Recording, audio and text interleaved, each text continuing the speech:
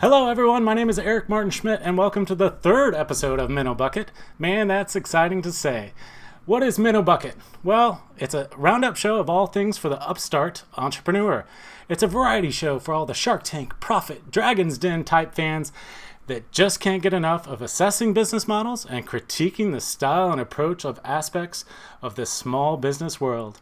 But more importantly, it's a place where we try to constructively critique colleagues to help encourage and inspire each other to help increase the probability of success.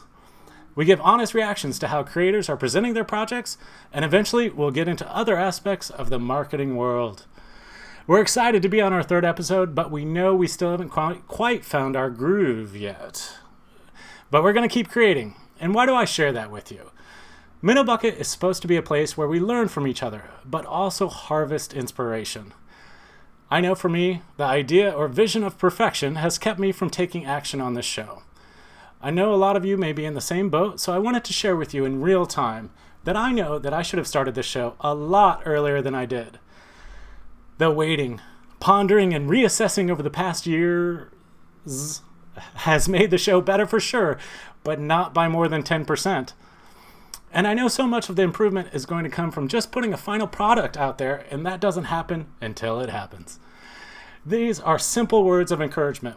And I know you do have to plan out and think about your project and what it will look like and how you're going to execute production.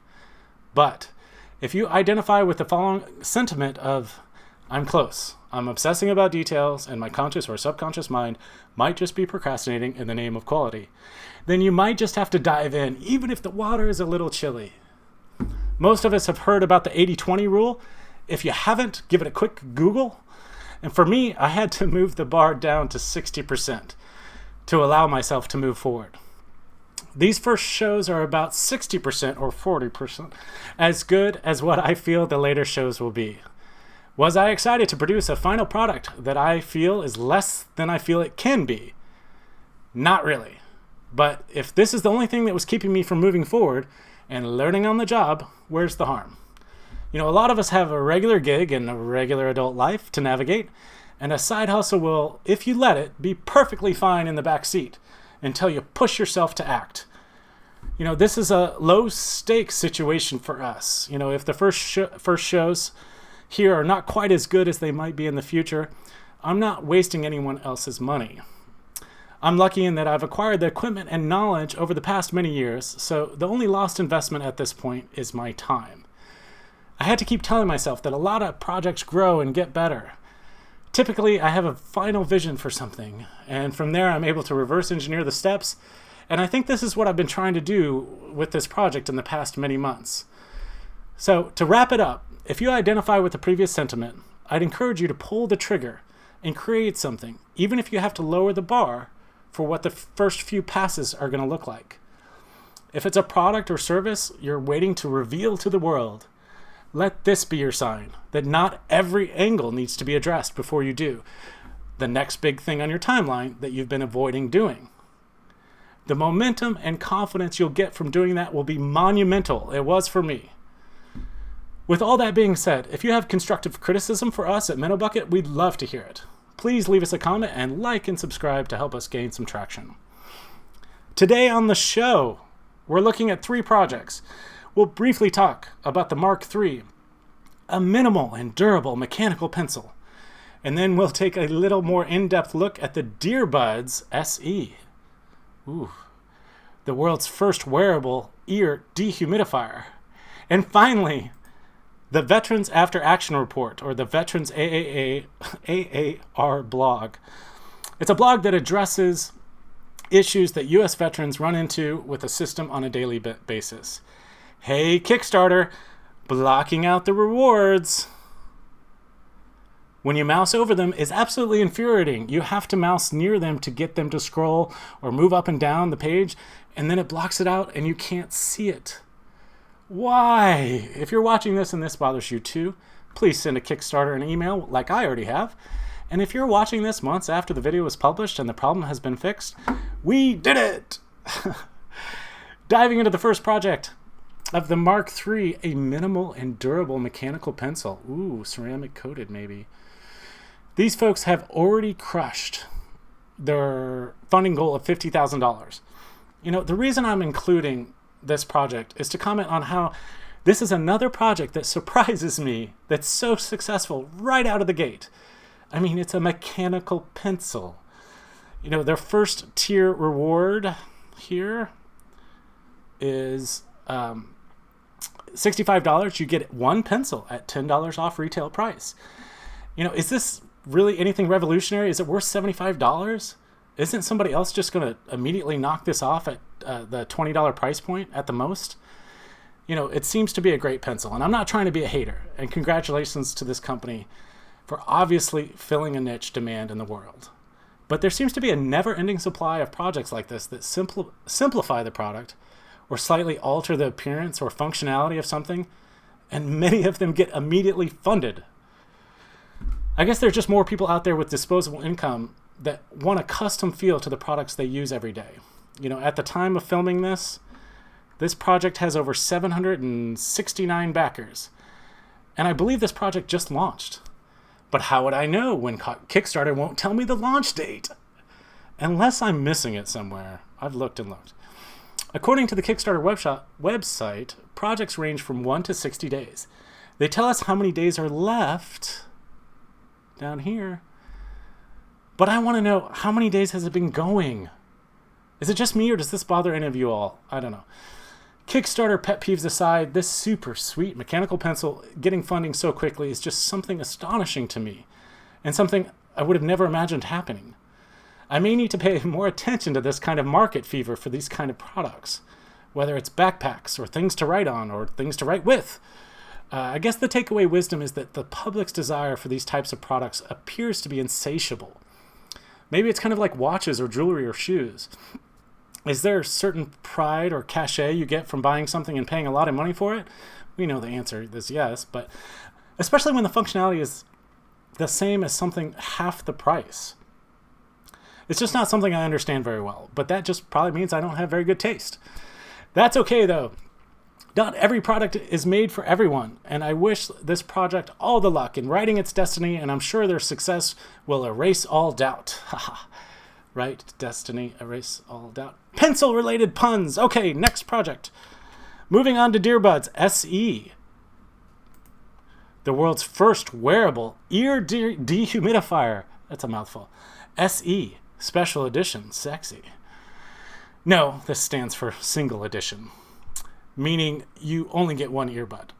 But apparently they had a project in the past with dual earbuds that they had to cancel because of supply chain issues. I'll show you that right here. And the tagline says that this little guy will guide you to the nearest quality chicken tenders near you. Wait, that's not right. Guy can dream though, right? No, the tagline says that it relieves humidity and temp after using earbuds or after a shower, swim, surf, or workout. Monitor in real time with the DearBuds app. What are you doing, honey? I'm on the DearBuds app. This part of their tagline, relieves humidity and temp, is a little confusing. I guess it means help lower the temperature of your, quote, hot ear.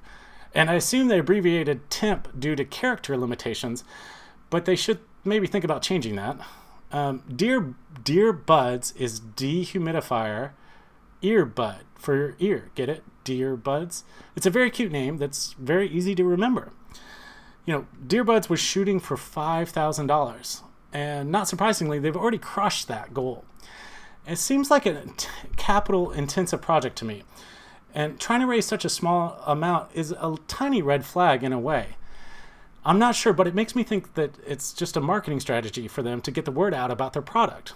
Is there, anything inherently wrong with this strategy of setting a ridiculously low bar?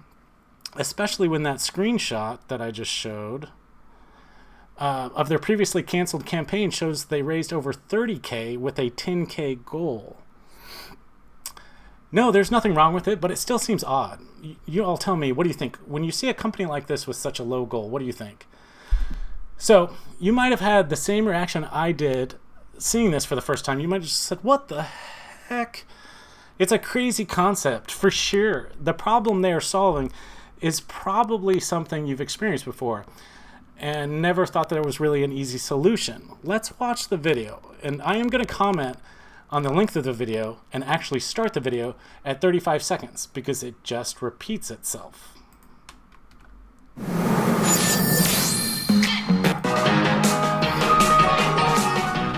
CES Innovation award-winning technology for 3 consecutive years. The latest product by LinkFace. Protect your ears from excess humidity. Quicker. Safer. And smarter. Wow! The world's first wearable ear care device. DearBuds SE. Have you ever felt itchiness or discomfort from excessive humidity in your ears? Long showers, overuse of earbuds, and aquatic sports can all cause our ear humidity levels to spike to uncomfortable levels. DearBuds is smart care for your ear humidity and temperature level, with quicker, safer, dehumidifying features for a happier, healthier ear. Try DearBuds today. DearBuds gathers data from inside and outside your ears, then uses light, heat, and air circulation to create airflow, getting rid of any humidity with no irritation to the ear canal. Keep your ears at their peak condition. The DearBuds app lets you see your ear humidity levels in real time. Okay, in previous episodes, we've mentioned the lack of discipline from creators with editing down the main video. It seems to come up with almost every project that we look at. We know, we've been there. You've worked hard on your video, as you should, so you want to put all the edits and all the information in the video. But by doing this, you're hurting your chances of success a lot. And I would bet the majority of people, if they have an interest in your project, they watch the video first, and if you lose them, they're clicking on to the next distraction in their life. Could this video have been shorter? Absolutely it could have. As I said, I didn't even show you the first 35 seconds because they reuse the exact same video clips without audio in the first 35 seconds as they do in the middle part of the video when they finally get around to the most solid part of their elevator pitch. Try to be as disciplined as you can when editing this main video. If you can make it 30 seconds or less and convey everything you want, that should be your goal. If you have additional info that is actually valuable but not part of your elevator pitch, you can always put it further down the sales funnel, where all the people with a lot of interest are going to end up anyway. We make snap judgments with the huge amount of data we consume all the time, and it's helpful to internalize how many people you lose when you don't get to the point as fast as you can. In fact, their most salient point about how the product works doesn't come until the 145 mark in the video, where it says light, heat, and air circulation to achieve its goal. The rest of the video is just fluff. Don't get me wrong, I love this product and I think it's revolutionary, especially if you can really tell that it makes a difference. As someone that swims a lot in the pool and the ocean and also works out and sweats with earbuds, I can see myself using these. But I'm not sure how much I'm willing to pay. Which brings us to the price point and the first tier reward. As you can see, the MSRP listed is $119, and I wouldn't be willing to pay this, but they are offering them for $64 in this campaign, and I love this. This is actually what I would hope the future price point for 2 of them might be, not just 1. But hey, they're just starting out, and I want to focus on the strategy of having the rewards make the consumer feel like they're getting a heck of a deal. This is the best way to set up your rewards, not just a measly 15% discount like the pencil we mentioned earlier in the episode. I do like the initial graphics they have here, but this CES award graphic should be about half the size it is, and the lower part that's hard to see shouldn't be on here at all. Remember, less is more. If it's not benefiting your argument, take it off. Remove it off your presentation. Also, further down, issues caused by prolonged high humidity in the ears, with all these quotes. And the quote, doctors seeing increased ear infections from earbud overuse, should be way higher up in the sales funnel. This directly engages people that have experienced physical pain from ear infections. I've had a few ear infections in my life, but it's probably been a decade since I've had one. So my brain didn't immediately think of ear infections or remember just how painful it was. But as soon as I read this text, I was immediately reminded that I don't ever want to have another one again, especially if there's a gadget that will easily fix it. I also love that they have a section down here of on cotton swabs.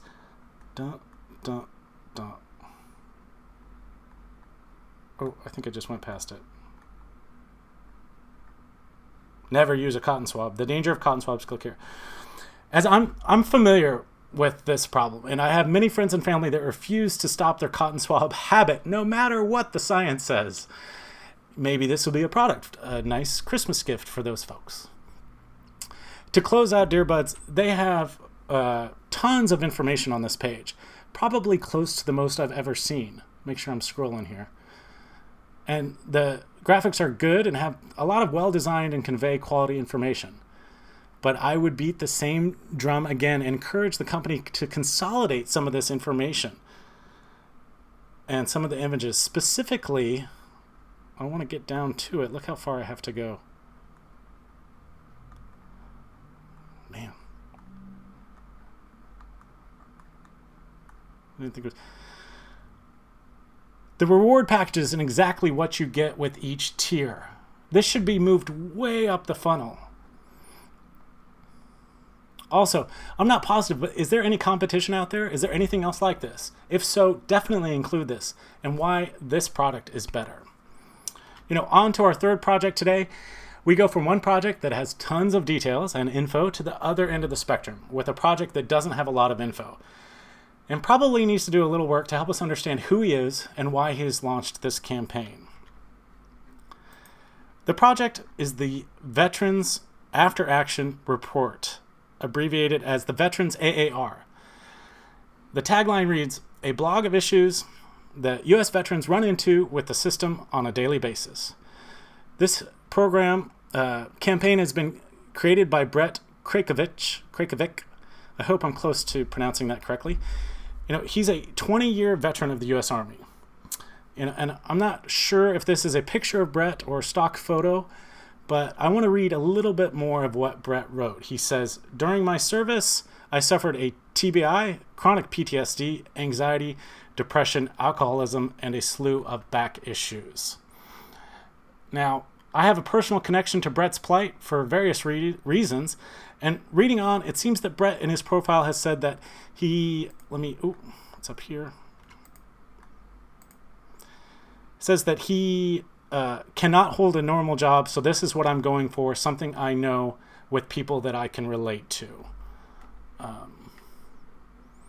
He says that he has a website started right here at VeteransAAR.com, but it doesn't seem to be live yet. And it's no biggie. We've all been there where we have the domain and are, working in the background to get it set up, but it's not quite ready to launch. Also, a little bit more on his mission. He says that I have been battling the VA and the system as a whole for too long, and as have so many veterans. I want to tell our story without any spin or puff. Going on, he says, my contribution will be to tell our stories, the real stories of the real stories regardless of political party, regardless of who it pisses off. And, his passion and dedication are evident in the tone of his text. First of all, I want to thank Brett for his service. It really sounds like Brett has a lot to say, and this will eventually be a way to improve the disconnect between vets and the VA. And also maybe be for a way for him to earn a solid living. Brett is asking for $100,000 to reach his goal. I'm sure he put a lot of thought into this, but part of me wishes he would have asked for a smaller amount. In contrast to the previously mentioned DearBud campaign, I worry about him having the opposite problem where he doesn't reach his funding goal and has to start over. It's good to have padding in your financial projections, but it doesn't take $100,000 to get a blog going. Yes, it does take time and it's hard work to gain traction, but asking for a smaller amount and reaching that goal could just be one giant step in the right direction. There'd be nothing stopping him from doing another campaign in 6 months. especially if visible progress was made and he needed an additional round of funding. All that being said, Minno Buckit's going to reach out to Brett to offer him some of our time if he would like to discuss any of the perils and pitfalls of the journey on which he is about to embark. Additionally, I would like for him to consider other rewards amount other than the $100 and the $5,000. $100 and $5,000. This might limit the willingness of people that would be willing to donate $20 or $50 to his campaign. Maybe he could create some stickers or even patches with his logo if he has one.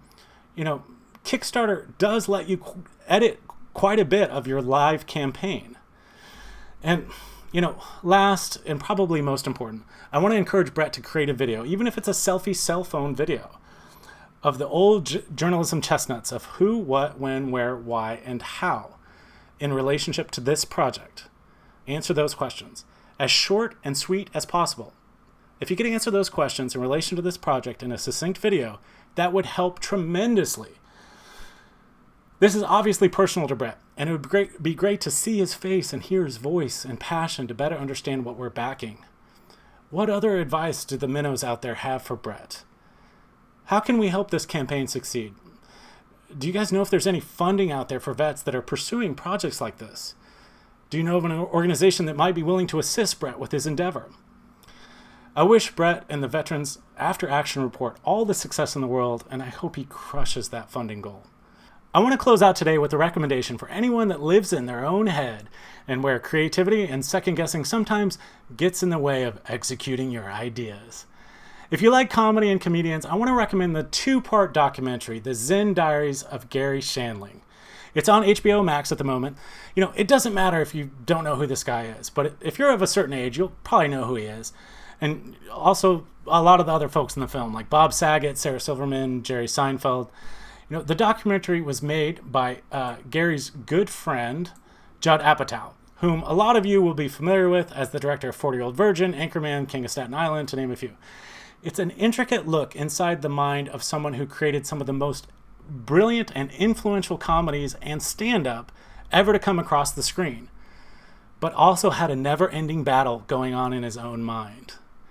He always doubted himself, his place in the world, and had a disproportionate inability to find peace. As someone that identifies with this theme, I found the 2-part series extremely cathartic and weirdly motivational at the same time. You know, to be blunt, my takeaway was that I don't want to continue to struggle creatively and suffer internal self-abuse for the next 20 or 30 years the way Gary did. I don't want to still be dealing with the creative turmoil that Gary was still struggling with when he passed at the early age of 66. I don't doubt that some viewers of Minno Buckit struggle with some of the same issues of having a million ideas but are conflicted on which path to take and which to dedicate time to. Lots of creative people get paralysis by analysis. They are able to reverse engineer the time and effort it will take and the potential return on investment, but they still somehow get stuck in a quicksand of fear. One of my favorite sayings in my previous life of having an art gallery and custom picture frame shop and being an artist was, quote, "Art is subtraction." Art is subtraction. What does that mean? It means all our lives we are looking at a blank canvas, and it takes courage to decide, to remove all the other possibilities, and actually put brush to paint and then brush to canvas. Yes, you should game out the different project ideas and business endeavors you have knocking around in your brain. Playing out in your mind how the dominoes will fall is one of the greatest talents an entrepreneur can have. But eventually, you've got to strip away all the noise, decide what you're going to create, and see how the world reacts to what you've made. I hope all my fellow minnows out there continue to navigate the shifty currents of their own mind and just keep swimming. See you on the next episode of Minno Buckit.